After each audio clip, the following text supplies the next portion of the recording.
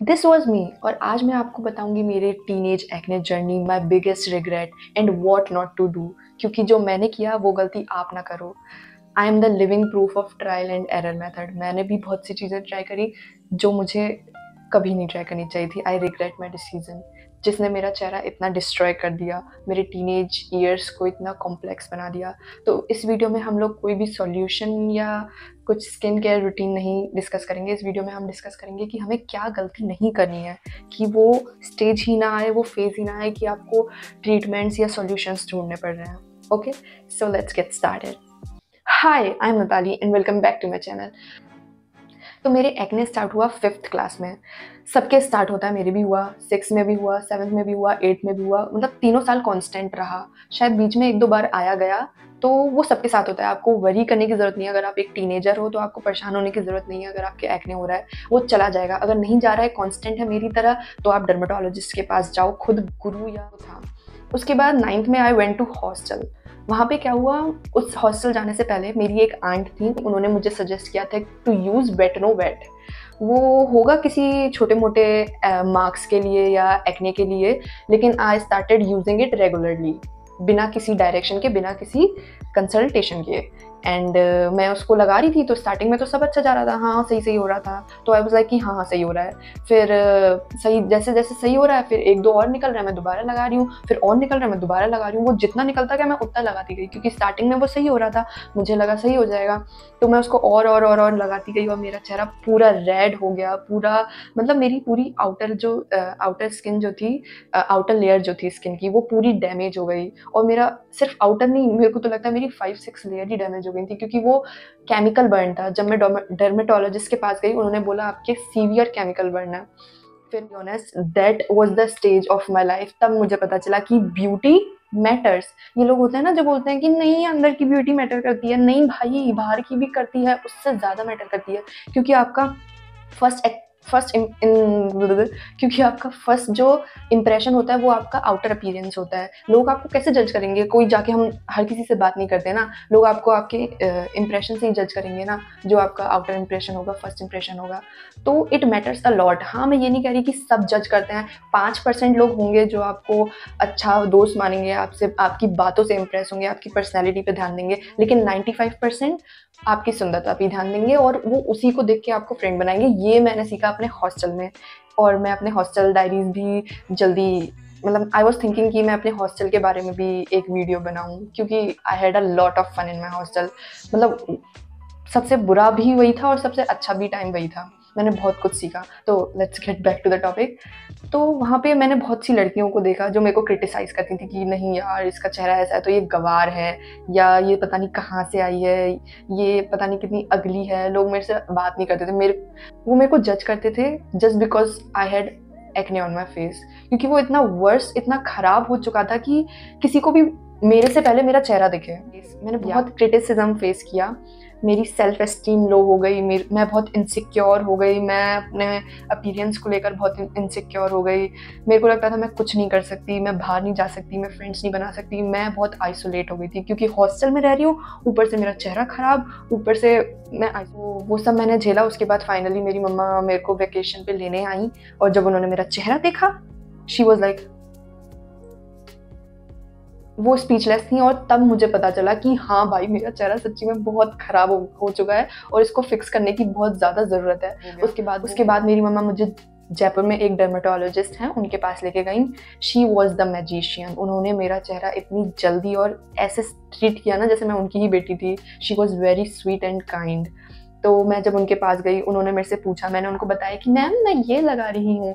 तो उन्होंने बताया कि इससे तुम्हारा चेहरा केमिकली बर्न हो गया है, ये तुम्हें नहीं लगाना था। That shit hit me the hardest, क्योंकि आई वॉज लाइक कि मतलब मैं अब किसी को ब्लेम भी नहीं कर सकती ना। मैंने खुद ही अपने पैर पे कुल्हाड़ी मारी है, मैंने खुद ही अपना चेहरा सड़ाया है। वो लगा के और से और खराब हो रहा, मैं और लगा रही, और खराब हो रहा, मैं और लगा रही। तो इसलिए किसी की भी बात सुन के ना कुछ मत लगाया करो प्लीज़। इसके पास मेरा ट्रीटमेंट स्टार्ट हुआ केमिकल पीलिंग से। मेरी 3-4 बार केमिकल पील्स की सेटिंग हुई होंगी। केमिकल पील क्या होता है? केमिकल पील जो होता है उसमें अगर आपके एक्ने है, सीवियर एक्ने है, या ऐसा एक्ने है कि जो ठीक नहीं हो रहा है, तो आप डर्मेटोलॉजिस्ट के पास जाके केमिकल पील करवा सकते हो। उसमें आपकी जो पहली लेयर है ना स्किन की, वो केमिकल्स के थ्रू वो उसको रिमूव कर देते हैं, फिर आपकी न्यू स्किन आती है, तो वो न्यू ग्लो होता है। तो फिर उन्होंने मेरी केमिकल पील किया, उन्होंने मेरे को सनस्क्रीन बताया कि आप ये सनस्क्रीन लगाओ, क्योंकि केमिकल पील के बाद आपकी स्किन है ना बहुत सेंसिटिव हो जाती है, तो आप ऐसे ही नहीं जा सकते, you have to apply sunscreen. इसलिए आज है ना, आजकल ये सनस्क्रीन का ट्रेंड चल रहा है, क्योंकि हम इतने सारे केमिकल्स लगाते हैं अपने चेहरे पे कि वो बहुत सेंसिटिव बन गया है, इसलिए हमको सनस्क्रीन लगाना इज़ 100% थिंग, कि हमको सनस्क्रीन लगानी ही लगानी चाहिए, हमको वो अवॉइड नहीं करनी चाहिए। तो उन्होंने मुझे सनस्क्रीन, और तब मुझे पता चला कि सनस्क्रीन नाम की भी कोई चीज़ होती है। मेरे को सनस्क्रीन नहीं पता थी, टू बी वेरी ऑनेस्ट, क्या होता है सनस्क्रीन। तब मुझे पहली बार पता चला कि सनस्क्रीन नाम की भी कोई चीज़ होती है। ठीक है, उसके बाद उन्होंने मुझे कुछ मेडिसिन्स दी, कुछ ट्यूब्स दिए, मैं वो लगाती रही, मेरी केमिकल पील्स होती रहीं। फिर जब मेरा चेहरा थोड़ा ठीक हो गया एकदम, मतलब केमिकल पील्स के बाद है ना मेरा चेहरा रेड रहता था, बहुत लंपी, मतलब वो ऐसा लगता था कि मेरे पूरे चेहरे पे ब्लश लगा दिया है। मेरा चेहरा केमिकल पील के बाद ठीक हो गया थोड़ा, जब मेरे एक्ने खत्म हो गया, मेरा चेहरा जब नॉर्मल हुआ, तो मेरे जो स्कार, अब स्कार तो नहीं जा सकते ना, केमिकल पील से जो आपके एक्ने हैं और जो लेयर है, अगर आपका माइनर स्कार है वो जा सकता है, लेकिन मेरा तो बहुत सीवियर केमिकल बर्न हुआ था, तो मेरी जो स्किन थी उस पे ऐसे-ऐसे बम्प्स आ गए थे। तो उनको सही करने के लिए she did derma roller. Derma roller में है ना माइक्रो नीडलिंग होती है, उसमें जो रोलर होता है उस पे बहुत छोटे-छोटे निडल्स टाइप के होते हैं। उनको आपकी स्किन पे रोल किया जाता है, जिससे आपकी जो, जैसे हम चोट लगता है फिर घाव भरता है, तो वो ऐसे वर्क करता है कि जैसे आपको पहले चोट दी जाती है, जब मेरी स्किन अपने आप भरेगी तो वो इक्वल भरेगी। तो ऐसे मेरा जो मार्क्स थे वो कम हुए, और अब so that was my story. अब जानते हैं बिगेस्ट स्किन केयर मिस्टेक्स जो हम करते हैं, जो हमें बिल्कुल नहीं करने चाहिए, वरना आप भी मेरी जगह हो सकते हो। तो पहला है, कोई भी आपको अगर कुछ भी बताए उसको आंख बंद करके मत मानो कि अप्लाई दिस अप्लाई दैट, ये स्किन केयर रूटीन फॉलो करो, ये करो वो करो। जो भी, भले वो आपकी आंटी हो, अंकल हो, मम्मी हो, नानी हो, दादी हो, कोई भी इन्फ्लुएंसर हो, मत मानो जब तक कि वो एडवाइस आपको किसी डॉक्टर से आ रही है। क्योंकि कुछ भी अपनी स्किन पे अप्लाई करने से पहले उसके बारे में रिसर्च करो कि वो क्या है, कैसे अप्लाई करना है, कितना अप्लाई करना है। क्योंकि ऐसी बहुत सी चीज़ें होती हैं जो हमें स्टार्टिंग में तो अच्छी लग रही होती हैं, जैसे वेट नो वेट के साथ हुआ मेरे को स्टार्टिंग में, वो उसने मेरे एक्ने सही किया, लेकिन मैं उसको फिर लगाती रही, तो फिर और एक्ने आया, तो फिर मैंने उसको और लगाया, फिर और एक्ने आया, तो इट कीप्स ऑन गोइंग। तो आपको ये चीज़ अवॉइड करनी है, आपको किसी भी स्ट्रेंजर की एडवाइस या स्किन केयर रूटीन नहीं मानना है। Create your own skin care routine, research करो, अपनी स्किन टाइप जानो, फिर उसके अकॉर्डिंग आप अपना स्किन केयर रूटीन बनाओ और उससे स्टिक रहो। ऐसे जल्दी-जल्दी नहीं चेंज करना है। हाँ, this was the second mistake कि हम लोग एक प्रोडक्ट से दूसरे प्रोडक्ट पे ऐसे जंप करते हैं कि नहीं यार ये सूट नहीं कर रहा। 1 हफ्ता लगाया, नहीं यार ये सूट नहीं कर रहा। 2 दिन लगाया, अरे इसने तो मेरे को एक्ने दे दिया। नहीं भाई, हमारी स्किन को अडैप्ट करने में टाइम लगता है। हम कोई भी प्रोडक्ट लगाते हैं, उसके 1-2 दिन तक वो रिएक्शन दे सकता है, क्योंकि हमारी स्किन को आदत नहीं है। वो समझेगी, उसको सांस लेने दो, उसको टाइम दो। उसके बाद कुछ नया प्रोडक्ट ट्राई करो। एटलीस्ट 2-3 महीने आपको सेम प्रोडक्ट यूज़ करना चाहिए, जब तक वो आपको बर्निंग सेंसेशन या ईचिंग या कोई रिएक्शन, हैवी रिएक्शन नहीं दे रहा है। और मेरी जो थर्ड मिस्टेक है वो है डीआईवाई डिज़ास्टर, हमारे घरेलू नुस्खे।